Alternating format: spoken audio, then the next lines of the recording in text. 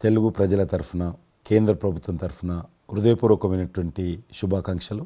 ఎందుకంటే తెలుగు సినీ పరిశ్రమలో అక్కినేని నాగేశ్వరరావు గారి తర్వాత మీరు పద్మవిభూషణ్ తీసుకోవడము మాకందరికీ గర్వకారణం. మీ యొక్క 45 ఏళ్ల సినీ జీవితంలో పునాది రాళ్ళు వేసుకుంటూ స్వయం కృషితో ఈరోజు ఎదుగుతూ వస్తున్నారు.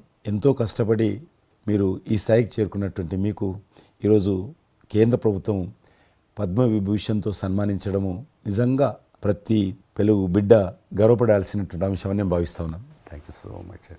పద్మవిభూషణ్ వచ్చిన ఈ సందర్భంలో మీరు అభినందించడానికి నా స్నేహితుడిగా, చిరకాల మిత్రుడిగా మీరు రావటం అన్నది నాకు చాలా చాలా సంతోషం, మిక్కిలి ఆనందంగా ఉంది. అండ్ మీ ప్రేమని, మీ అభిమానాన్ని ఆస్వాదిస్తున్నాను. Thank you so much. ఢిల్లీలో రాష్ట్రపతి చేతుల మీదుగా తీసుకుంటున్నారు కాబట్టి మేము దానికంటే ముందే మిమ్మల్ని కలవాలి, అభినందించాలనేటువంటి ఆలోచనతో ఈరోజు మీ దగ్గరికి రావడం జరిగింది. మోస్ట్ వెల్కమ్ అండి. దక్షిణ భారతదేశంలో రజనీకాంత్ గారు కానీ మీరు కానీ ఒక మంచి నైతిక విలువలతో కూడినటువంటి నటులుగా మంచి పేరు తెచ్చుకున్నారు. అంతేకాకుండా మన తెలుగు ఇండస్ట్రీస్కి వచ్చినప్పుడు తెలుగు ఇండస్ట్రీలో అప్పుడప్పుడు అనేక రకాల సమస్యలు వస్తుంటాయి, క్రైసిస్ వస్తూ ఉన్నప్పుడు ప్రభుత్వంతో కానీ మీ నటుల మధ్యలో కానీ సినిమా ఇండస్ట్రీ మధ్యలో కానీ వచ్చినప్పుడు సీనియర్ నటుడిగా, మెగాస్టార్గా అందరినీ సమన్వయపరుస్తూ మరి ముందుకు తీసుకెళ్ళేటువంటి వారు. అలాంటి మీరు ఈరోజు మరి పద్మవిభూషణ్ రావడం అనేటువంటిది మరి అందరం సంతోషించాల్సిన అంశం అని నేను భావిస్తాను. ఈ ఇండస్ట్రీ లేకపోతే మేము లేవండి. మా చదివిన చదువుకు కానీ, మన బ్యాక్గ్రౌండ్కి కానీ ఏదో ఒక మారుమూల ఉద్యోగం చూసుకుంటూ ఉండాల్సిన వాళ్ళు ఈ రోజున ఇంత సెలబ్రిటీ స్టేటస్ కానీ ప్రపంచవ్యాప్తంగా ఎక్కడ మన వాళ్ళు ఉన్నా సరే అక్కడ గుర్తింపు కానివ్వండి, ఇవన్నీ రావటం అంటే కనుక కళామ తల్లి, ఆ సినిమా ఇండస్ట్రీ నాకు పెట్టిన భిక్షగా నేను ఫీల్ అవుతుంటాను. ఆ ఇండస్ట్రీ లేకపోతే ఏం లేదు. అందుకని ఇలాంటి ఇండస్ట్రీకి ప్రత్యుపకారంగా నేను ఏం చేయాలి, నాకు ఇంత స్థానం ఇచ్చిన ఇండస్ట్రీకి తిరిగి నేను ఏమి ఇవ్వగలను అనేటటువంటి ఒక గ్రాటిట్యూడ్ నుంచి మొదలైంది. క్రైసిస్ వచ్చినప్పుడు నేనేదో నా భుజం కాయాలి, నా వంతు సహాయం చేయాలి అనే ఆలోచన. ఒక ఇంటికి పెద్ద బిడ్డగా, పెద్ద కొడుకుగా ఆ ఇంటి కుటుంబ బాధ్యతలకి తన వంతు సహాయం ఎలా చేస్తాడో అలాగే నిర్వర్తించాలని ఉంటుంది. కానీ ప్రతిదానికి పెద్ద నేను అనేటువంటి బేషిజానికి మాత్రం పోవాలని కారణం ఒకటి అనుకుంటే మీరంటే అందరు యాక్సెప్టబిలిటీ ఉంటుంది. అది కూడా ఆ యాక్సెప్టబిలిటీ చిన్నవాళ్ళు కానీ పెద్దవాళ్ళు కానీ ఈ రంగం కానీ ఆ రంగం కానీ మీరు ఏదైనా ఒక మాట చెప్తే దాని మీద మీరు నిలబడతారు, మిగతా వాళ్ళు కూడా మీ మాట గౌరవం ఇస్తారు. అది కారణం నేను అనుకుంటాను. సినిమా రంగం నుంచి రాజకీయాలకు వచ్చి కూడా రాజకీయాలలో మీకంటూ ఒక ప్రత్యేక స్థానాన్ని సంపాదించుకున్నారు. మీరు కొత్త ఒరవడి రాజకీయాల్లో కూడా తీసుకురావడం, మీరు చేపట్టినటువంటి ప్రచార కార్యక్రమం కానీ మీకు వస్తున్నటువంటి స్పందన కానీ అద్భుతంగా. మేమందరం ప్రతి కార్యక్రమాన్ని వేరే ప్రత్యామ్నాయ పార్టీలో ఉన్నప్పుడు కూడా మీ రాకను మేము గమనించే వాళ్ళము. మీరు చేస్తున్నటువంటి ప్రచారము, కొత్త ఒరవడి మీరు అద్భుతంగా చేశారు. ప్రాంతాలకు అతీతంగా మీకు స్పందన లభించింది, చాలామంది గెలిచొచ్చారు. ఒక ఆర్టిస్ట్గా నేను మంచి స్థితిలో ఉన్నప్పుడు రాజకీయాల్లోకి వెళ్ళాల్సినటువంటి ఒక పరిస్థితులు నెలకొన్నాయి. ఆ సమయంలో నేను ప్రజలకి ఏదో చెయ్యాలనే తప్పనే ప్రధానం తప్ప ఎలాంటి పొజిషన్స్ ఏమిటి దీని మీద నాకు దృష్టి లేదు. ఎందుకంటే అన్నిటికీ మించినటువంటి ఉన్నతమైన స్థానాన్ని వాళ్ళ మనసులో వాళ్ళు ఇచ్చిన తర్వాత దానికి మించి నాకు ఏది కావాలి కోరిక లేదు నాకు. అయితే ఇదో చిన్న ఎత్తున మనకి తెలిసి మనకు అందుబాటులో ఉన్నటువంటి చారిటబుల్ ట్రస్ట్ ఇవి పెట్టి చేస్తాను, నేత్రదానం అని, రక్తదానం అని చేస్తున్నాం. కానీ పెద్ద ఎత్తున చేసే అవకాశం భగవంతుడు ఇస్తే కనుక అది చిత్తశుద్ధితోటి నేను మనసావాచ కర్మేణ చెయ్యాలి అని ఆ రకంగా నా కృతజ్ఞత తీర్చుకోవాలని మాత్రం చూపించాలని మాత్రం నాకు ఎప్పుడు ఉంటుండేది. నాకు ఇప్పటికి జ్ఞాపకం ఉంటుంది. ఇది అంతకుముందు ఒకటే ఉండేది, ఇలా పెట్టినప్పుడల్లా ప్రతిసారి మీరే జ్ఞాపకం వస్తారు నాకు. ఎంత కీన్ అబ్జర్వేషన్. రాజకీయంగా ఉన్నప్పుడు మాత్రం నాకు ఎల్లైన సంతృప్తి ఎక్కడ లభించిందంటే, ముఖ్యంగా ఇప్పుడు తమరు చేస్తున్నటువంటి శాఖ ఉంది కదా టూరిజం, అది నేను మీకంటే కొంచెం ఒక స్టెప్ ముందుగా దాన్ని నేను అవి నిర్వర్తించినప్పుడు ఆ శాఖలో మంత్రిగా నాకు పొందినటువంటి అనుభూతి కానీ లభించిన సంతృప్తి కానీ అంతా ఇంత కాదు. ఆ రకంగా మాత్రం రాజకీయాలకు వస్తే ఇంత చేయొచ్చా అనేది మాత్రం నాకు సుస్పష్టంగా నాకు అనుభవపూర్వకంగా తెలిసొచ్చింది మంత్రిగా ఉన్నప్పుడు టూరిజానికి. అది అలా అలా వెళ్ళి ఆఖరికి ఒక కల్నరీ ఇన్స్టిట్యూట్ అనేది నాకు అవకాశం తిరుపతిలో నేను వెళ్ళాను. అద్భుతమైనటువంటి ఇన్స్టిట్యూట్ అది. అంటే క్షమించాలి, అది ఇనిషియేట్ చేసి తీసుకురావడం వరకు నేను చేసి ఇంకా నేను ప్లానింగ్ అంతా మీరు ఉన్నప్పుడే జరిగింది. అంతా జరిగింది. రాబట్టడానికి ఎంత కృషి చేశానంటే అంతా ఇంత కాదు, అది మనకు రాకుండా పోయే పరిస్థితులు ఉన్నాయండి. ఆ టైం లోపల ఒక మినిస్టర్నా ఒక సూపర్ స్టార్నా అన్నీ పక్కన పెట్టేసి ఆ ప్లానింగ్ కమిషన్ చైర్మన్ ఉండేవారు మౌంటిగా అహ్లూవాలియా. ఆయన దీన్ని వద్దు, మనకి ఇది వైబుల్ కాదు, ఇది ఫీజిబుల్ కాదు అంటే కనుక కాదని ఆయన గుమ్మందరికి వెళ్ళిపోయి చేతులు కట్టుకుని ఇది ఓకే చేయండి సార్, దీని ఆవశ్యకత అంతా అంత కాదు. ఇండియాలో ఉన్నటువంటి ఎన్ని రకాల స్టేట్స్, ఎన్ని రకాల కల్చర్స్ ఉన్నాయో అన్ని రకాల వంటకాలు ఉండేటటువంటి దేశం మందే. అది నేర్పించే ఒక ఇన్స్టిట్యూషను ఈ రోజున మనకి కావాలి, అదే కల్నరీ ఇన్స్టిట్యూట్. అది మనకు వచ్చింది, దాన్ని మనం నిలబెట్టుకోవాలి. ఇది గొప్ప అవకాశం, ఎంతోమందికి ఉద్యోగం ఇవ్వటమే కాదు మన కల్చర్ని కూడా మనం నిలబెట్టడం అవుతామంటూ ఆయనతో పోరాడి కన్విన్స్ చేసి ఓకే చేసి ఇక్కడ రాష్ట్ర ప్రభుత్వం ఆ రోజున ఉన్నట్టు రాష్ట్ర ప్రభుత్వం ఒప్పించి రేణుగుంటలో 17 ఎకరాల దాకా చేయించి ఇంకా పెట్టేస్తున్నాం, ఇంకా మనం స్టోన్ వేస్తున్నాం ఇక్కడ అని అనుకున్న సమయంలో ఈ రాష్ట్ర విభజన సమయంలో నేను రిజిగ్నేషన్ టెండర్ చేసి వచ్చింది. అయితే ఫైల్స్ సంతకం అన్నీ అయిపోయినాయి. దాని తర్వాత ఇమ్మీడియట్గా వచ్చిన కేంద్ర ప్రభుత్వంగా మీరు దాన్ని ఇంప్లిమెంట్ చేసి ఈరోజు రేణుగుంటలో అది మీరు చాలా అద్భుతంగా ఉన్నదండి. ఇంకా దాన్ని ఈ మధ్యలోనే 2 రోజుల క్రితం ఈ మధ్య నేను మా సెక్రటరీని పంపించాను. మళ్ళీ దాన్ని ఇంకా రిక్రూట్మెంట్ కానీ ఇంకా రీడెవలప్మెంట్ కానీ ఇంకా ఏ రకంగా డెవలప్, ఇప్పుడు ఆల్రెడీ మేము ఎస్వి యూనివర్సిటీతో టైప్ చేసుకుంటున్నాము, టీటీడీ వాళ్ళతో టైప్ చేసుకుంటున్నాము, కొన్ని స్టార్ హోటల్స్తో టైప్ చేసుకుంటున్నాము. ఆ రకంగా ఇంకా మీరు ఏదైతే ఆలోచన ఉండనో మీ ఆలోచన ప్రకారం దాన్ని ముందుకు తీసుకెళ్తాం ముందుకు తీసుకెళ్తాం. మీరు రాజకీయాలు ఉన్నా సినిమా రంగంలో ఉన్నా కూడా కల్మషం లేనటువంటి వ్యక్తి అని నేను భావిస్తాను. ఎవరిని పల్లెత్తు మాట అన్నారు, ఇంట్లో అన్నారు అనుకుంటే బయట అన్నారు అనుకుంటాను. పార్టీ పెట్టినప్పుడు కూడా ఎవరన్నా అక్కడక్కడ రాజకీయంగా అన్నా కానీ మీరు వ్యక్తిగతంగా అందరూ గౌరవిస్తారు ఈరోజు ఏ పార్టీలు ఉన్నప్పుడు కూడా. నేను అది ముందస్తుగా చూసింది మీలో కిషన్ రెడ్డి గారు. మిమ్మల్ని మనస్ఫూర్తిగా చెప్తున్నాను, అసెంబ్లీలోకి నేను అడుగుపెట్టినప్పుడు నేను కొత్తవాడిని. నా వెనకాల ఆల్రెడీ ఒకసారి ఎమ్మెల్యేగా చేసి రెండోసారి ఎమ్మెల్యేగా ఉన్న కిషన్ రెడ్డి గారు నా పక్క సీట్లో ఉండేవారు. ఇటు పక్క ఇంకొకరు జయప్రకాష్ నారాయణ గారు, ఆయన ఇటు పక్క చంద్రబాబు నాయుడు గారు, మరో పక్కేమో వైఎస్ఆర్, అందరూ ఉండేవాళ్ళు. వీళ్ళందరూ మాట్లాడుతుంటే, వీళ్ళందరూ రాజకీయ ఉద్దండులు మాట్లాడుతుంటే అందరిని చూస్తుండేవాడిని. అక్కడ నాకు వచ్చిన షాక్ ఏంటంటే ఫస్ట్ ఒకళ్ళు దుయ్యబెట్టుకుంటూ తిట్టుకుంటూ అసలు దుర్భాషలు ఆడుకుంటూ కొట్లాడుకునే పరిస్థితి దాకా వస్తూ ఇక ఫినిష్ అయిపోయింది, ఇక ఒకళ్ళొకళ్ళు మాట్లాడుకోరు, ఇంకా వీళ్ళు దీర్ఘకాల శత్రువులు వీళ్ళు ఇంకా అనే ఫీలింగ్ వచ్చింది. ఇలా ఉంటుందా అనేది.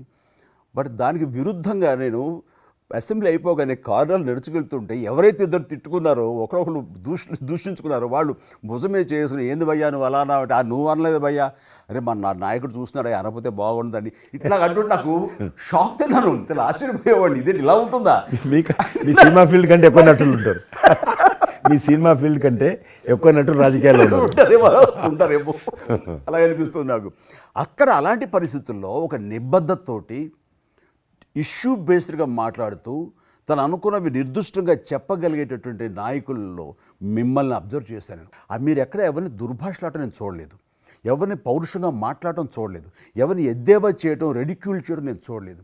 మీరు ఎంతసేపు ఇష్యూ బేస్డ్గా మాట్లాడేవాళ్ళు, స్ట్రాంగ్ వాయిస్ చేసుకుని మీరు అనుకున్నది అది ఎంత కరెక్టు, ఎలా అన్యాయం జరుగుతుంది అని ఆ ప్రజలకి మద్దతుగా ప్రజల తరపున నిలబడి మాట్లాడిన నాయకుడుగానే మిమ్మల్ని చూశాను. నేను ఇప్పటికీ అలాగనే ఉన్నాను. అవును, మా పార్టీలో ఉన్న కొంతమంది కానీ బయట ఉన్నటువంటి వాళ్ళు కానీ కొంత మీడియా విలేకరులు కానీ నువ్వు ఆ రకంగా మెత్తగుంటే లాభం లేదు, ఇప్పుడు రాజకీయాలలో నువ్వు కూడా పరుషంగా మాట్లాడాలి, వ్యక్తులను చాలా గట్టిగా మాట్లాడాలి అంటారు. కానీ నేను అదే అంటాను, నేను ఇప్పుడు మారలేను, నాకు అవసరం కూడా లేదు, నేను ఇలానే ఉంటాను. నేను గతంలో ఏ రకమైనటువంటి వాజ్పేయి గారు, లాల్ కృష్ణ అద్వానీ గారు, మా తెలంగాణలో మా వి రామారావు గారు, వెంకయ్యనాయుడు గారు, దత్తాత్రేయ, ఇదంతా నాకు నేర్పారు వాళ్ళు. నేను చిన్నగా ఉన్నప్పుడు నా చేయి పట్టుకొని నడిపారు వాళ్ళు. కాబట్టి నేను ఏ రోజు కూడా చిన్న పొరపాటు చేయకూడదు అనేటువంటి దాంట్లో ఉన్నాను. నేను ఎప్పుడన్నా రాస్తారోకో చేసేవాళ్ళం. రాస్తారోకే మాకు వి రామారావు గారని సిక్కిం గవర్నర్ ఉండే ఎమ్మెల్సీ, ఆయన వెంటనే ఫోన్ చేసేవాడు. నువ్వు ఎక్కడన్నా పోతున్నప్పుడు ఎవరన్నా రాస్తారోకే చేస్తే ఒక 2-3 గంటలు ట్రాఫిక్ జామ్ అయితే నీకెంత బాధ అవుతుంది. కాబట్టి నువ్వు రాజకీయ నాయకుడు అయినంత మాత్రాన రోడ్డు ఆపేసి ప్రజలను ఇబ్బంది పెడితే ప్రజలకు మేలు చేయాలనుకుంటున్నావా, ప్రజలు ఇబ్బంది పెట్టాలనుకుంటున్నావా, ఈ రకంగా ప్రశ్నించేవాడు. నేను ఎవరైనా ముఖ్యమంత్రులది దిష్టిబొమ్మ తగలబెడితే ముఖ్యమంత్రి తగలబెట్టొద్దు, కావాలంటే గవర్నమెంట్ తగలబెట్టు, వ్యక్తి ఆ రకం చిన్న చిన్న విషయాలు నాకు ఫ్యాంటాస్టిక్ సార్. ఈ రోజుల్లో ఎంతమంది ఇలా ఆలోచించే నాయకులు ఉన్నారు, ఎంతమంది స్టేట్స్మెన్లు ఈ రకమైన సలహా ఆ తర్వాత వచ్చే యంగ్ నాయకులకి సలహా ఇచ్చేవాళ్ళు ఉన్నారు. అవన్నీ కరువడిపోతున్నాయి. ఇవన్నీ కూడా చరిత్రలో జరిగేవంట అనే స్థితిలాగా ఉంది మీలాంటి వాళ్ళు లేకపోతే కనుక. ఈరోజు మనము స్వాతంత్రం వచ్చి 75 సంవత్సరాలైంది. ఈ 75 సంవత్సరాల్లో మనం అనేక రకాలుగా అభివృద్ధి చేసుకున్నాము, ప్రాజెక్టులు కట్టుకున్నాము, ముందుకెళ్ళాము, కొంత మెరుగైనటువంటి పరిస్థితి వచ్చింది. కానీ మన తర్వాత వచ్చినటువంటి స్వాతంత్రం వచ్చినటువంటి దేశాలు కూడా డెవలప్డ్ కంట్రీగా ఎమర్జ్ అయినాయి. మనం ఇంకా డెవలపింగ్ కంట్రీ, అభివృద్ధి చెందిన దేశంగా ఎదగలేదు. కానీ దురదృష్టం ఏంటంటే మనకు టార్గెట్ పెట్టుకోలే, ఎప్పటి లోపల మనం లక్ష్యం చేరుకుందాం అనేది ఎక్కడ కూడా పెట్టుకోలేదు. ఇంకో 75 సంవత్సరాల తర్వాత ఇట్లనే ఉన్నాం అనుకో, ఇంకో 75 సంవత్సరాల తర్వాత కూడా వెనక తిరిగి చూస్తే మనం డెవలపింగ్ కంట్రీగా ఎమర్జ్ కాము. అందుకే ఈ మధ్యలో మన కేంద్ర ప్రభుత్వము ఒక టార్గెట్ పెట్టుకుంది. ఇప్పుడు కమింగ్ 25 ఇయర్స్ ప్రపంచంలో అత్యధికమైనటువంటి యూత్ పాపులేషన్ ఇండియాలో ఉంటుంది. ఎగ్జాక్ట్లీ. కాబట్టి ఈ 25 ఇయర్స్ అమృతకాలం అంటారు దీన్ని. ఎగ్జాక్ట్లీ. ప్రధానమంత్రి కూడా అప్పుడప్పుడు అంటుంటారు ఇది అమృతకాలము. కాబట్టి ఈ 25 ఇయర్స్ మన యూత్ కానీ ప్రతి ఒక్క ఫీల్డ్ కానీ మనము ఇప్పుడు సినిమా ఫీల్డ్ అందుకు సినిమా ఫీల్డ్ 2047లో ఏ రకంగా ఉండాలి, ప్రపంచాన్ని ఏ రకంగా డామినేట్ చేయాలి, అగ్రికల్చర్ ఏ రకంగా డామినేట్ చేయాలి, ఇండస్ట్రీ ఏ రకంగా డామినేట్ చేయాలి, ఎన్జిఓస్ ఏ రకంగా పనిచేయాలి, ఆర్థిక వ్యవస్థ ఏ రకంగా ఉండాలి, ఆ రకంగా ఎవరికి వారు 140 కోట్ల మంది మనం అనుకొని 2047 లోపల 100 సంవత్సరాల స్వాతంత్ర పండుగ జరుపుకుంటాము. ఆ రోజుకు మనం అభివృద్ధి చెందిన దేశంగా ఎదగాలి. ఇంకొక మాట అంటారు ప్రధానమంత్రి గారు, అప్పుడు ఏ పార్టీ ఉంటుందో అధికారం మనకు అనవసరం. అప్పుడు ఎర్రకోట నుంచి ఏ ప్రధానమంత్రి ఏ వ్యక్తి జాతీయ పతాకం ఆవిష్కరిస్తారో మనకు సంబంధం లేదు, ఎవరైనా ప్రజలు అనుకుంటారు. కానీ ఆ రోజుకు మన దేశం ప్రపంచంలో డెవలప్డ్ కంట్రీ స్థాయికి ఎదిగి 3, 4, 5 ఉంటే అట్లో మన దేశం ఉండాలనేది అని ఈరోజు మనం అందరం ఒక లక్ష్యంగా పెట్టుకొని ముందుకెళ్తే యూత్ ఏదైతే అంటున్నారో మీరు, ఆ యూత్ కూడా మరి వాళ్ళ జీవితం సాఫల్యం చెందినట్టు అవుతుంది.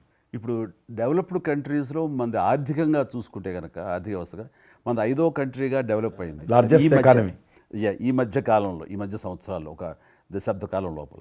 ఇప్పుడు వచ్చే 5 సంవత్సరాల్లో మనం థర్డ్ ప్లేస్ చేరుతాం.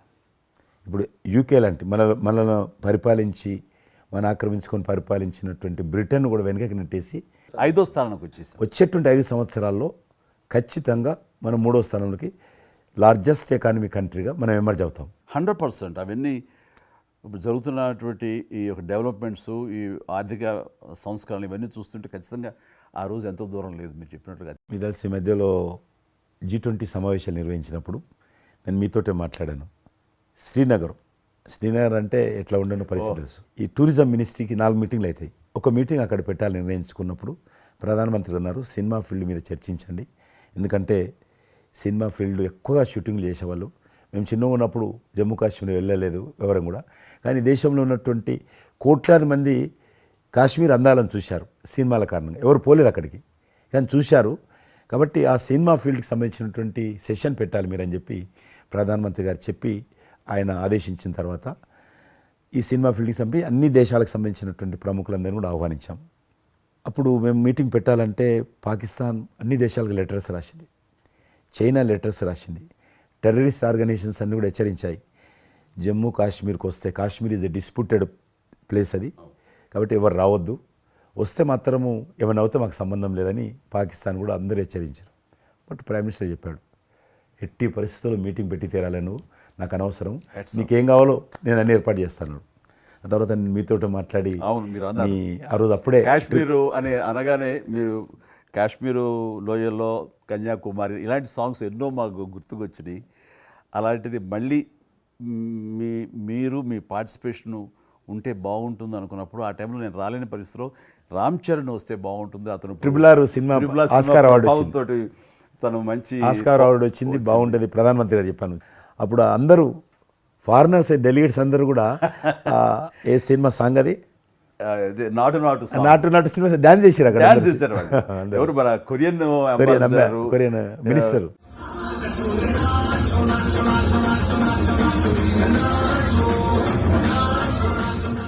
అలాగే ఇంకొక జర్మన్ అంబాసిడర్స్ చాలా మంది కింద మీరు చూసింది కొద్ది మందిని, కింద చాలా మంది చేశారు పాట పెట్టి చేసినప్పుడు. సో ఇప్పుడు మీకు మనం చేస్తున్నాను లాస్ట్ 2023లో ఇప్పుడు ఆ ఆర్టికల్ 370 తెలిగించిన తర్వాత 23 కానీ 22 కానీ ఆల్మోస్ట్ మోర్ దెన్ 300 పిక్చర్స్ అవి మరి ఓటీటీ సినిమాలు కావచ్చు, టీవీ సీరియల్స్ కావచ్చు, మన సినిమాలు కావచ్చు, కొన్ని బయట దేశాలకు సంబంధించినటువంటి సినిమాలు కూడా ఆల్మోస్ట్ 300 పిక్చర్స్ షూటింగ్ జరిగాయి అక్కడ లాస్ట్ 2 ఇయర్స్లో. మళ్ళీ తిరిగి మీ ప్రభావంతో ఆయన నరేంద్ర మోడీ గారి చొరవతోటి ఇలాగా G20 కల్చర్ ముఖ్యంగా టూరిజం సంబంధించి సినిమాలను ఎంకరేజ్ చేస్తూ మీరు తీసుకున్న చొరవ, అందులో రామ్ చరణ్కి మీరు ఇచ్చేటువంటి ప్రాధాన్యత ఇవన్నీ కలిపినప్పుడు ఫస్ట్ నా వైఫ్ తన ఫ్రెండ్స్ తోటి ఎక్కడికి వెళదాం ఈ హాలిడే అంటే వాళ్ళ ఫ్రెండ్స్ అందరూ కలిపి కాశ్మీర్కి వెళ్ళారు. అన్నిటికీ మించి మన భారత జాతీయ జెండా రెపరెపలాడుతుంది. ఆడుతున్నది మీకు తెలుసలేదు, మా పార్టీ తరఫున మాకు మురళీ మనోహర్ జోషి గారు ఉండేవారు, పార్టీ అధ్యక్షుడు అద్వానీ గారి తర్వాత. ఆయన కన్యాకుమారి నుంచి కాశ్మీర్ వరకు యాత్ర తీసాం మేము. ఏంటో తెలుసా డిమాండ్, అక్కడ శ్రీనగర్లో జాతీయ పతాకం ఎగరడం, దానికోసం ఉద్యమం చూడండి, ఒక జెండా ఎగరడం కోసం. ఆడికి మిలిటరీ మధ్యలో పోలీస్ ఫైరింగ్ల మధ్యలో ఒక జెండా మేము జమ్మూ కాశ్మీర్ కానీ ఆపేశారు మమ్మల్ని. అక్కడ నుంచి విమానం, మిలిటరీ విమానంలో తీసుకుపోయి ఆయన ఒక్కరిని అక్కడ జెండా ఎగిరినట్టు చేసి మనకు తీసుకొచ్చారు. దల్ లేక్ అని ఉంది అక్కడ, ఉన్నది కదా. మొన్న 15th ఆగస్ట్, ఇంతకుముందు 15th ఆగస్ట్ ఏదైతే మనము 70 సంవత్సరాల పండుగ జరుపుకున్నాము, 50,000 మంది అమ్మాయిలు అబ్బాయిలు స్కూల్ పిల్లలు అందరూ చేతులలో 3 రంగుల పతాకాలు పట్టుకొని దల్ లేక్ చుట్టూ ఊరేగింపు చేశారు. అది మార్పు. ఇంకొకటి నాకు సంతోషం ఏంటంటే, మీరు రాజకీయాలకు రాకముందే మీకంటూ ఒక ప్రత్యేక స్థానం సర్వీస్ యాక్టివిటీలు, చిరంజీవి చారిటబుల్ ట్రస్ట్ చాలా పెద్ద ఎత్తున చేయడం అనేటువంటిది నిజంగా అది చాలామందికి ఆదర్శమైంది. మిమ్మల్ని చూసిన తర్వాత చిరంజీవి గారు పెట్టిన అంత పెద్ద నటు పెట్టడం మనం చేయకూడదని వాళ్ళ స్థాయిలో పెట్టినటువంటి చాలా సంస్థలు మీ నుంచి స్ఫూర్తి తీసుకొని పెట్టారనేది నాకు తెలిసిన వాళ్ళు కూడా చాలామంది చెప్పారు. కాబట్టి అది గొప్ప విషయం. మీకు ఎందుకు వచ్చింది ఐడియా? అది ఏదైనా సరే ముందు మన మనసులో తిరిగి ప్రత్యుపకారంగా ఏదైనా చెయ్యాలి అనే భావం ఒకటి ఉంటేనండి అవకాశాలు ఎదురుగా ఉంటాయండి మన ఎదురుగా. అలా చూసినప్పుడు ఆ టైంలో రక్తం దొరకక చనిపోయే వాళ్ళు చాలామంది ఉన్నారు. అది గర్భస్రావంతో, డెలివరీ సమయంలో, యాక్సిడెంట్ సమయంలో కొంతమంది క్షతగాతులు, అట్లాగా లుకేమియా కానివ్వండి, క్యాన్సర్ కానివ్వండి, ఇలాంటివి తలసేమియా కానివ్వండి, ఇలాంటి చాలామంది ఉన్నారు. ఇంతమంది జనాభా ఉన్న ఈ దేశంలో రక్తం ఇచ్చేవాళ్ళు లేకుండా పోయారు. ఎందుకంటే రక్తం అనేది ల్యాబుల్లో తయారు చేసేది కాదు, ఒక మనిషి మరొక మనిషికి దానం ఇస్తేనే జరిగేది. సో ఆ మాత్రం ఆల్టర్నేటివ్ లేదు, లేదు, ప్రత్యామ్నాయం లేదు. సో ఇది కేవలం మంచి మనసుతోటి ఉండేవాళ్ళు ఇచ్చేదే. వాళ్ళు మోటివేట్ చేయాలంటూ నేను ఏం చేస్తానంటే, నా ఫ్యాన్స్ని ఫస్ట్ మోటివేట్ చేద్దామని దీని ఆవశ్యకత చెప్పడం కోసంగా షార్ట్ ఫిల్మ్స్ కానివ్వండి, ఎక్కడ పెడితే అక్కడ నేను ఇవ్వటం మొదలుపెట్టేసరికి ఈ రోజున రక్తం ఇవ్వటం కోసంగా ముమ్మరంగా ముందుకు రాగలుగుతున్నారు అంటే దాన్ని ఇనిషియేట్ చేసింది, దానికి ముందస్తుగా దాన్ని మోటివేట్ చేసింది నేను అని చెప్పుకోవడానికి నాకు గొప్ప విషయం అండి. కానీ మీరు ఒక ఉద్యమంలాగా తయారు చేశారు దాన్ని, ఒక మూమెంట్ లాగా తయారు చేసి మిషన్కి hats off to my fans and motivate అయిన ధర్మాత్ములు, మంచి మనసు ఉన్న వాళ్ళు ఎంతోమంది ముందుకు వచ్చారు. వాళ్ళందరికీ కూడా ఈ సందర్భంగా చేతులెత్తి నమస్కరిస్తాను. ఇక్కడ మీ గురించి నేను ఇంకోటి విన్నాను, మీరు ఏదైతే నా సేవా కార్యక్రమాల గురించి మీరు ప్రస్తావించారో అదే సమయంలో నేను కోవిడ్లో కూడా నేను కొంచెం యాక్టివ్గా ఉండి మా కార్మికులకి సంబంధించి 3 నెలల పాటు 4 నెలల పాటు నా మిత్రుల సహకారంతో నేను కొంత అమౌంట్ తోటి సినిమా ఫీల్డ్లో పనిచేస్తున్నటువంటి దాదాపు ఆఫీస్ బాయ్ నుంచి మొదలు పెడితే టెక్నీషియన్స్ వరకు కూడా మీరు చాలా పెద్ద ఎత్తున 4,000 మందికి నేను గ్రాసరీస్ ఇవ్వగలిగాను వాళ్ళకి బయటికి రాని పరిస్థితిలో. బట్ అదే పరిస్థితిలో మీరు దేశవ్యాప్తంగా మీరు ముఖ్యం ఇక్కడ మన రాష్ట్రానికి సంబంధించి తెలంగాణలో మీరు ఫ్రంట్ లైన్లో ఉండి ప్రతి వాళ్ళని పరామర్శిస్తూ, ప్రతి హాస్పిటల్కి వెళుతూ ఎవరైతే ఆ రోజున ఫ్రంట్ లైన్ హీరోస్ ఉన్నారో వాళ్ళందరినీ పరామర్శిస్తూ మీరు అద్భుతంగా పెద్ద ఎత్తున చేశారు. అదే కాకుండా మన ఇండియా లెవెల్లో మీరు corona command control room, corona command control room మీకు మీ ఆధ్వర్యంలో జరిగింది. అప్పుడు మీరు చేసిన సేవల గురించి దేశం ప్రస్తావించారు. అంటే అప్పుడు నోడల్ మినిస్ట్రీ, హోమ్ మినిస్ట్రీ ఉండింది. ఏమైనా డైరెక్షన్స్ దేశానికి ఇవ్వాలన్నా, రాష్ట్ర ప్రభుత్వాలకు ఇవ్వాలన్నా, లాక్డౌన్ ఎక్కడ పెట్టాలి, ఎక్కడ పెట్టకూడదు, ఎప్పుడు పెట్టాలా, లాక్డౌన్లో ఏ స్థాయికి వెళ్ళాలా అన్నీ కూడా హోమ్ మినిస్ట్రీ ఇచ్చేది. నేను అప్పుడు హోమ్ మినిస్ట్రీలో ఉన్నాను. ప్రజలకు రోజువారీ అవసరమైనటువంటి 24 మినిస్ట్రీస్, 3 జాయింట్ సెక్రటరీస్ ఒక్కొక్క మినిస్ట్రీ నుంచి 8 గంటల చొప్పున హోల్ నైట్ టు డే 24/7 ఆ బ్యాచ్ కరోనా కంట్రోల్ రూమ్లో కూర్చోవాలి. ఆ రకం కూర్చున్నప్పుడు దానికి యాజ్ ఎ మినిస్టర్గా నన్ను ఇన్ఛార్జ్ పెట్టారు ప్రధానమంత్రి గారు, అమిత్ షా గారు. చాలా అద్భుతంగా నేను కూడా ఆల్మోస్ట్ 1.5 మంత్ ఆఫీసులోనే పడుకున్నాను. మిలిటరీ విమానాలలో ఆక్సిజన్ పంపించాను, మీకు తెలుసు. మిలిటరీ విమానాలు చాలా ఒక విమానం ఢిల్లీ నుంచి ఆక్సిజన్ తీసుకొని వస్తే గ్రీన్ ఛానల్ ద్వారా హైదరాబాద్ సికింద్రాబాద్ స్టేషన్ వచ్చేంత వరకు కూడా ఎక్కడ ఆగకపోయేది. అంత నెట్వర్క్ గ్రీన్ ఛానల్ అంటారు. ఆ రకంగా విమానాల ద్వారా నేను గాంధీ హాస్పిటల్కి ఆల్మోస్ట్ 12 సార్లు పోయాను లోపలికి. ఎవరైతే వెంటిలేటర్ మీద పేషెంట్స్ ఉంటారో, నేను బుక్ ఒకటి ప్రింట్ చేశాను. వెంటిలేటర్ మీద పేషెంట్ దగ్గరికి వెళ్ళి దగ్గరగా మాట్లాడాను. దేవుడి మీద భారం ఇచ్చి తిరిగాను. ఆ రకంగా ఎందుకు వెళ్ళానంటే ఏదో పబ్లిసిటీ కోసం కాదు. డాక్టర్లు పనిచేస్తున్నారు, ఆడ నర్సులు పనిచేస్తున్నారు, మోరల్ సపోర్ట్ ఇవ్వడం కోసం. ఆడ శానిటేషన్ సిబ్బంది పనిచేస్తారు, క్లీన్ చేయడం. వాళ్ళు పనిచేస్తున్నప్పుడు మనం వాళ్ళని గాలికి వదిలేసి మీరు పని చేయండి, మేము రాజకీయ నాయకులము, మేము ఇళ్ళల్లో ఉంటాము, మేము రాము అని కూడా దాన్ని బట్టి నేను లోకల్గా ప్రజాప్రతినిధిని, ఎంపీని అని చెప్పి మా ఇంట్లో భయపడుతున్నా, అందరూ భయపడుతున్నా.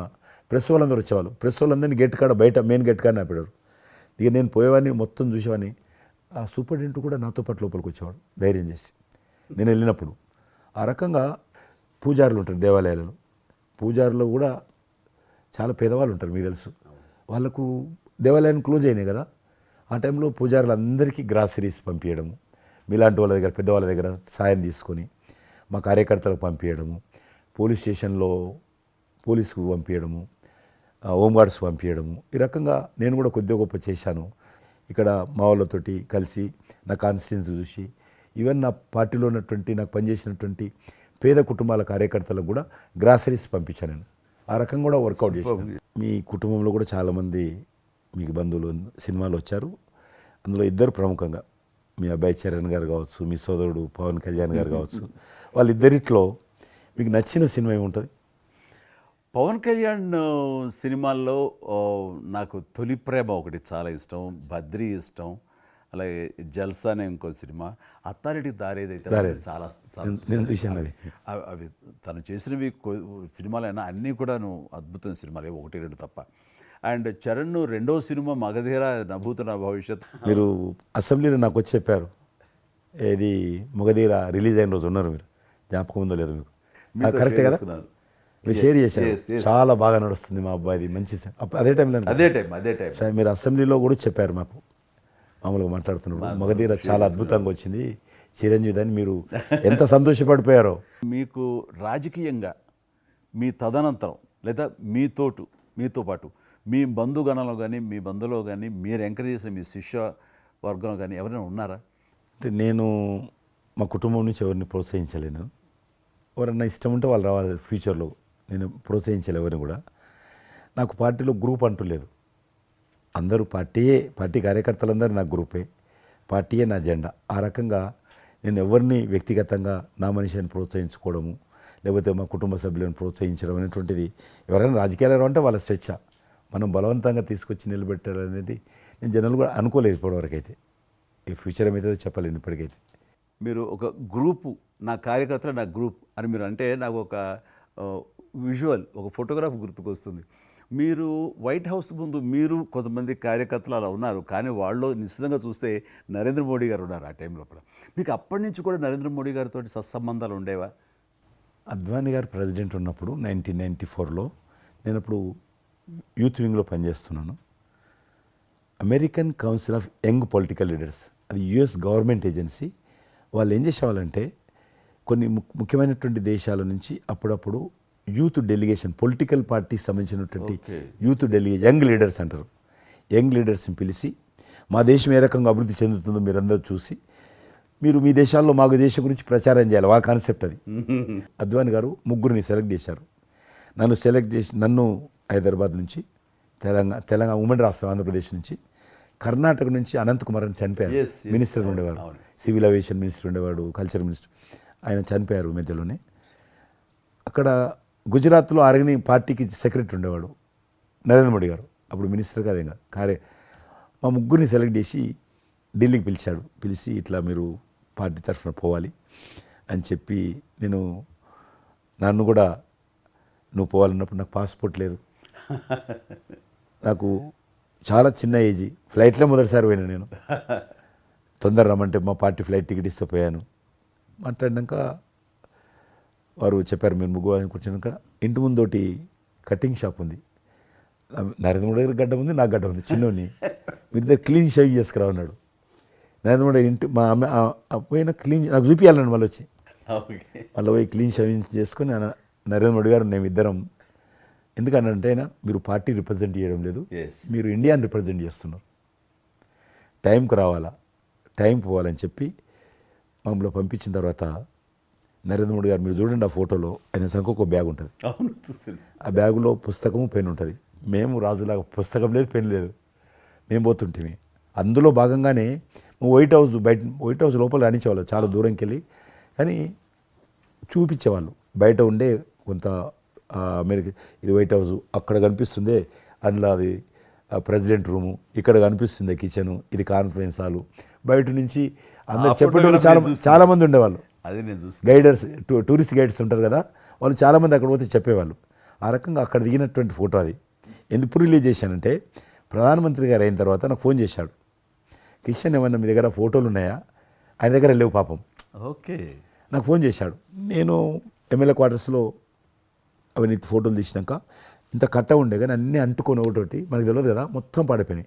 8 ఫోటోలు దొరికినాయి, అందులో ఏదో ఒకటి దొరికింది. బోటు థమ్స్అప్ తాగుతూ, అప్పుడు థమ్స్అప్ తాగొద్దని కూడా తెలియదు, ఇది మల్టీనేషనల్ కంపెనీ అటువంటి ఏం లేదు అప్పుడు. బోట్ నడిపిస్తున్న ఫోటో ఇవన్నీ కూడా కొన్ని దొరికితే పంపించాను.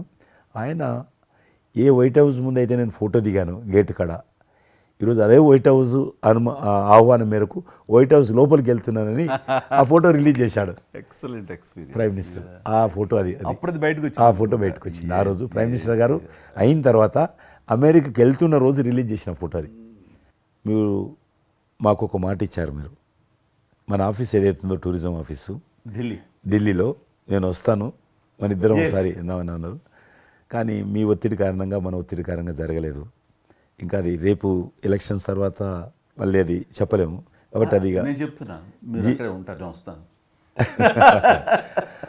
అది కాకుండా మీరు నాకు ఇంకా జ్ఞాపకం, ఆఫీస్లో ఉన్నప్పుడు నాకు గర్వం ఫీల్ అవుతాను. ఎందుకంటే మీరు పెట్టిపోయినటువంటి ఫోటోలు, ఇండియాకి సంబంధించినటువంటి టూరిజం డెస్టినేషన్ యొక్క ఫోటోస్ ఏవైతున్నాయో అవి ఇంకా ఆ రకంగానే ఉన్నాయి. నేను అడిగిన ఎవరు పెట్టారంటే చిరంజీవి గారు పెట్టారంటారు. డ్రైవర్ కూడా మీకైతే డ్రైవర్ ఉండను, అతను ఇప్పుడు నా దగ్గర ఉన్నాడు, రణధీర్. మీకు చెప్తుంటారు సార్, మై చిరంజీవి సాబ్ కभी मैं ही साहब ड्राइवर मैं ही चलाता उनका गाड़ी ఢిల్లీ में आज आपको मैं चला रहा हूं साहब అంటాడు. ఇంకా ఉన్నాడు పాపం. చాలా సీనియర్ అండి అతను, చాలా మంచోడు. మన ఉమ్మడి ఆంధ్రప్రదేశ్ ఉన్నప్పుడు మనం ఇండియాలోనే మనమే ఆరోగ్యశ్రీని ప్రారంభించామన్నది నాకు తెలిసినటువంటి వాస్తవం. ఆ తర్వాత మిగతా రాష్ట్రాలు కూడా వ్యాపించింది అనేది చాలా ఇది. అలాంటి ఆరోగ్యశ్రీకి కిషన్ రెడ్డి గారే ఆద్యులు, అంకురార్పణ చేసిన వాళ్ళు అని బయట బాగా వినికిడి ఉంది. ఆ తర్వాత ప్రభుత్వాలు పికప్ చేసాయి. అది ఎందుకు, ఎలాగా, అది మీరు ఎట్లా ఇనిషియేట్ చేశారు ఆరోగ్యశ్రీ అనేది? 2004 నేను ఎమ్మెల్యే అయినప్పుడు పేరున్న మందకృష్ణ మాదిక్ గారు, ఆయన వాళ్ళకి సంబంధించినటువంటి ఎస్సీ వర్గీకరణ మీద పోరాటం చేస్తూనే సామాజిక సమస్యల మీద కూడా పోరాటం చేసేవారు. దివ్యాంగులకు పెన్షన్ పెంచాలని ఆయన తిరుగుతున్నప్పుడు ఈ అనేక జిల్లాలలో గుండె జబ్బులు ఉన్నటువంటి పిల్లలు జన్మించేవాళ్ళు. వాళ్ళకి ఆ రోజు ఒక ఆపరేషన్ చేయాలంటే 10 లక్షలు, 12 లక్షలు, 13 లక్షలు అయ్యేది. పేదవాళ్ళకి అది అవకాశం ఉండేది కాదు. చాలామంది చనిపోయేవాళ్ళు కూడా. అప్పుడు రాజశేఖర రెడ్డి గారు ముఖ్యమంత్రిగా ఉన్నారు. మేము ట్యాంక్ బండ్ కింద అంబేద్కర్ భవన్ ఉంది, అక్కడ మీటింగ్ పెట్టుకున్నాము. ఒక 3000 మంది పసిపిల్లలు వాళ్ళ తల్లిదండ్రులు వచ్చారు. మీటింగ్ అయినాక ఆ మీటింగ్లోనే ఒక అబ్బాయి చనిపోయాడు. ఇప్పుడు ఏం చేయాలి ప్రాబ్లం? సేమ్ అబ్బాయి వచ్చాడు, చిన్న పసిబాబు అందే వచ్చాడు, అబ్బాయి చనిపోయాడు. మేము ఏం చేసినాం, నేను మందకృష్ణ గారు కలిసి, నేను కూడా ఉద్యమానికి వెళ్ళాను. ఆ అబ్బాయి డెడ్ బాడీ పట్టుకొని అంబేద్కర్ ట్యాంక్ బండ్ నుంచి అంబేద్కర్ విగ్రహం దగ్గరకు వచ్చాం. మాతో పాటు ఆ పసిపిల్లలందరినీ తీసుకొచ్చాం, 3000 మంది పసిపిల్లలు. అంబేద్కర్ విగ్రహం ట్యాంక్ బండ్ అంబేద్కర్ విగ్రహం మొత్తం ఆ పిల్లలు వాళ్ళ తల్లిదండ్రులు కూర్చున్నాం, డెడ్ బాడీ పెట్టుకొని కూర్చున్నాం. ఎట్టి పరిస్థితుల్లో రాష్ట్ర ప్రభుత్వము అందరికీ కూడా ఉచితంగా చిన్నపిల్లలందరూ కూడా ఆపరేషన్ చేయించాలి, ప్రైవేట్ హాస్పిటల్లో కానీ ఎక్కడైనా వాళ్ళ ఇష్టం చేయించాలి, వీళ్ళ ప్రాణాలు కాపాడాలని డిమాండ్ తోటి కూర్చున్నాం. 11 గంటలకు కూర్చున్న తర్వాత రాజశేఖర రెడ్డి గారు దురదృష్టం ఆ రోజు ఢిల్లీకి వెళ్ళిపోయాడు, ఢిల్లీలో ఉన్నాడు. బట్ ఢిల్లీ నుంచే ఫోన్లో మాట్లాడాను నేను. మాట్లాడి నేను తర్వాత ఆలోచిస్తాం, మీరు అట్లా చేయొద్దు. ఎందుకంటే మమ్మల్ని లాఠీ చేయడానికి వీలేదు, పసిపిల్లలు, గుండె జబ్బులు ఉన్న పిల్లలు, మమ్మల్ని నెట్టేయడానికి వీలేదు పోలీసులు కూడా విచిత్రమైన పరిస్థితి, ఆందోళన, ఉద్యమం చేస్తున్నాం మేము, చాలా డెడ్ బాడీ పెట్టుకొని ఉన్నాం.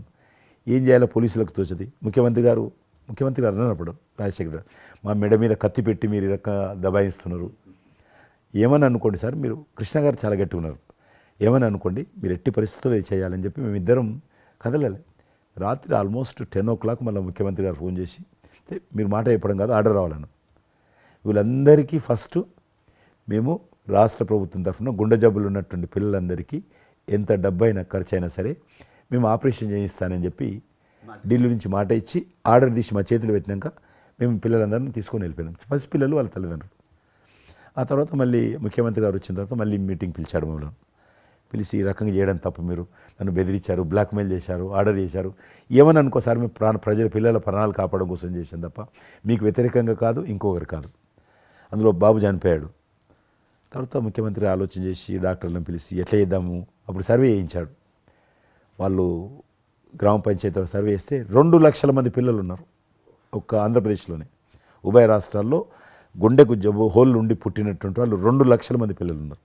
ఇంతమందికి నేను ఎట్లా చేస్తా అది ఇదని మళ్ళీ సర్వే వచ్చిన తర్వాత వెరిఫికేషన్ వచ్చిన లిస్ట్ తీశాడు, అంచనా వచ్చిన తర్వాత అప్పుడు ఆయన ఇన్సూరెన్స్ ఏదైనా చేద్దామా అని, ఆయన డాక్టర్ కదా ఒరిజినల్గా, ఆయన డాక్టర్ వృత్తి, చదువుకున్నది MBBS అయినా, ఆయనకి ఈ విషయం బాగా తెలుసు కాబట్టి ఏం చేద్దామని ఆలోచన చేసి అప్పుడు ఇన్సూరెన్స్ పథకం ఆ పిల్లల కారణంగా, గుండె జబ్బులు ఉన్నటువంటి పిల్లల కారణంగా ఆ 2 లక్షల మందికి పిల్లలు ఇన్సూరెన్స్ చేయాలన్న వచ్చినటువంటి ఆలోచనే ఈ ఆరోగ్యశ్రీ పథకం. అలా మీరు ఇనిషియేట్ చేసినటువంటి ఈ ఆరోగ్యశ్రీ కానివ్వండి, ఇది నిజంగా ఇలాంటి సామాజిక స్పృహ అనేది రాజకీయంగా ఆలోచిస్తే వచ్చేది కాదండి. ఇది మానవతా విలువలతోటి, మానవత్వంతో ఆలోచించారు కాబట్టి ఈ రోజున అది సఫలీకృతం కాగలిగింది. భారతదేశంలోనే అది ఒక అందరూ ఆచరించేటువంటి గొప్ప పథకం అయింది. అది ఎంతమంది లబ్ధి పొందుతారో వాళ్ళందరూ బ్లెస్సింగ్స్ మీకు ఉండాలి. అసెంబ్లీలో ఉండగా నాకు ఒక రిప్రజెంటేషన్ ఇచ్చారు. ఈ హోమ్ గార్డ్స్ గురించి మీరు తీసుకున్న శ్రద్ధాశక్తి, ఆహ్వానించిన మీరు పడ్డ తపన కానీ అంతా ఇంత కాదు. అండ్ అది మీరు ఈ రోజున వాళ్ళకి ఏదైనా లబ్ధి చేకూరిందంటే దానికి కూడా నాంది పలికిన వాడు కిషన్ రెడ్డి గారు. 3,000 జీతం ఉండేది సార్ వాళ్ళకు, కుటుంబము.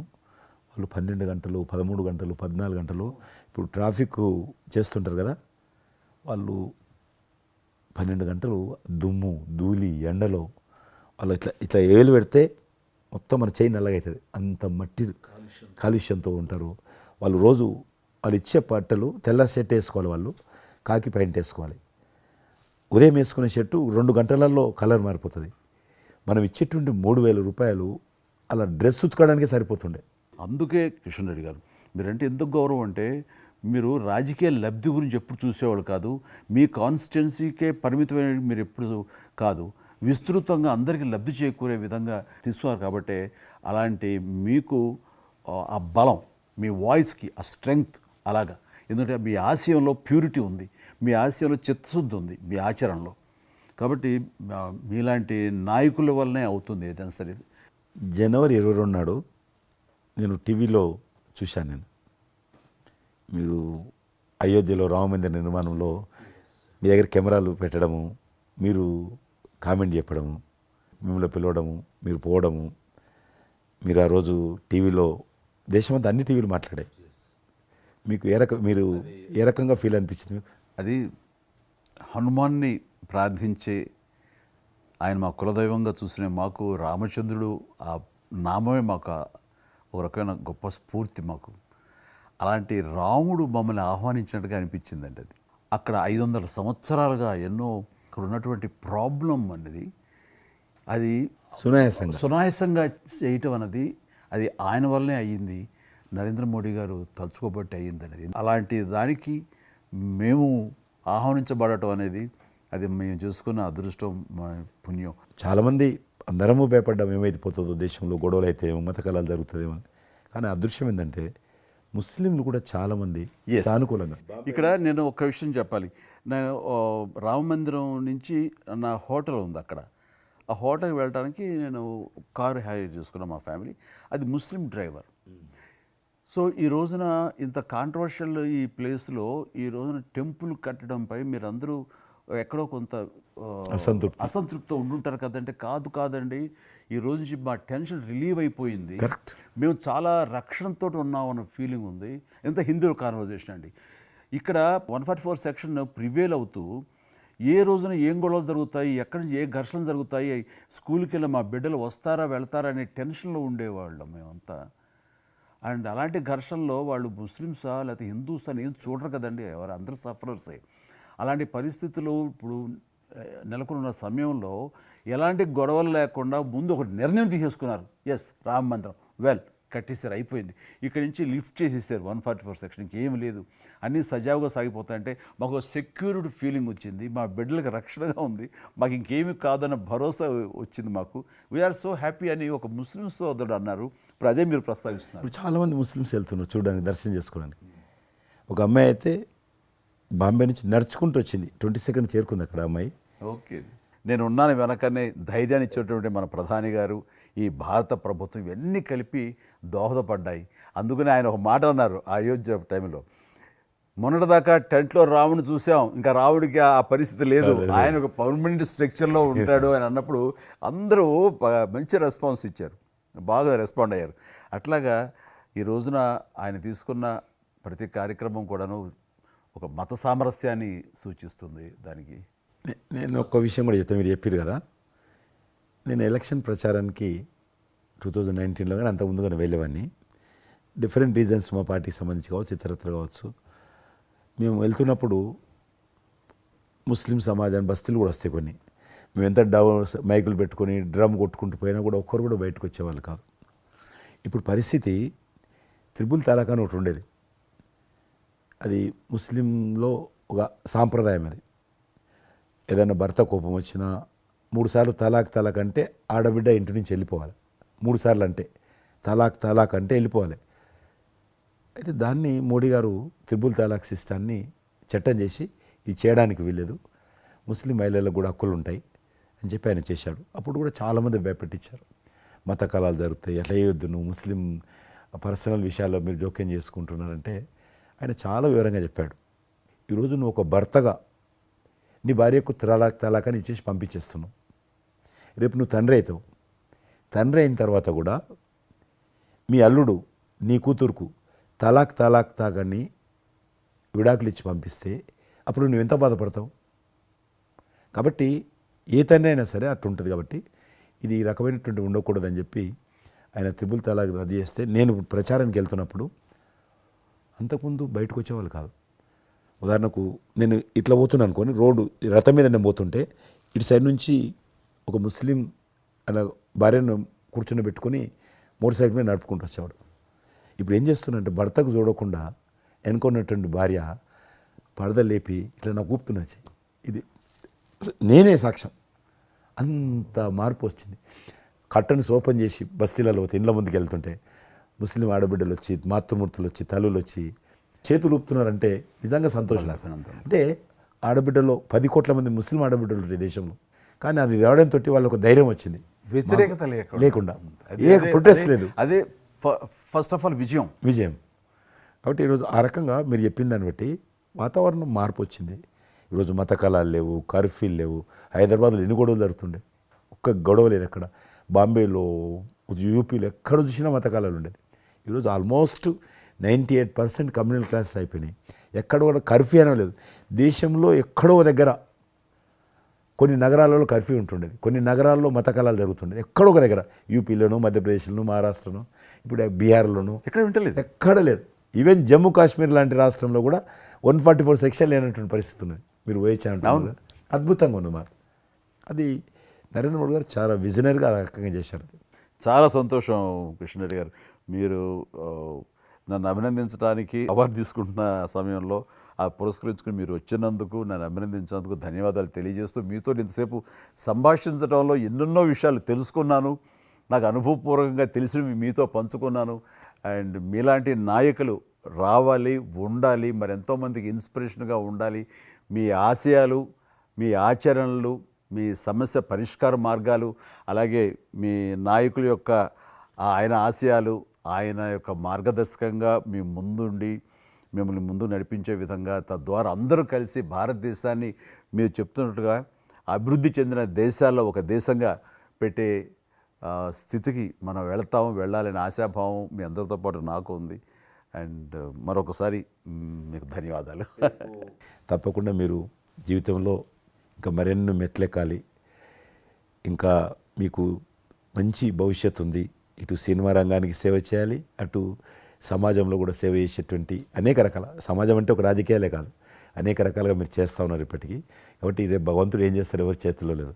కాబట్టి మీరు నిండా నూరేళ్ళు ఉండి ఈ దేశానికి, ఈ ప్రజలకు సేవ చేయాలని నేను మనస్ఫూర్తిగా కోరుకుంటూ మరొకసారి పద్మవిభూషణ్ అందుకుంటున్న సందర్భంగా మీరు నా హృదయపూర్వకమైనటువంటి శుభాకాంక్షలు. Thank you. అలాగే మీకు ఈ ఎన్నికలు విజయవంతం కావాలని మనస్ఫూర్తిగా కోరుకుంటూ, ఖచ్చితంగా మీరు మళ్ళీ ఏ మినిస్ట్రీలో ఉంటారో, ఎక్కడ ఉంటారో అనేది నాకు మన చేతుల్లో లేదు. తెలుస్తుంది. అండ్ వచ్చి మిమ్మల్ని అలా కలుస్తాను నేచర్ మాట ప్రకారం. ఆల్ ద వెరీ బెస్ట్ అండి. Good luck.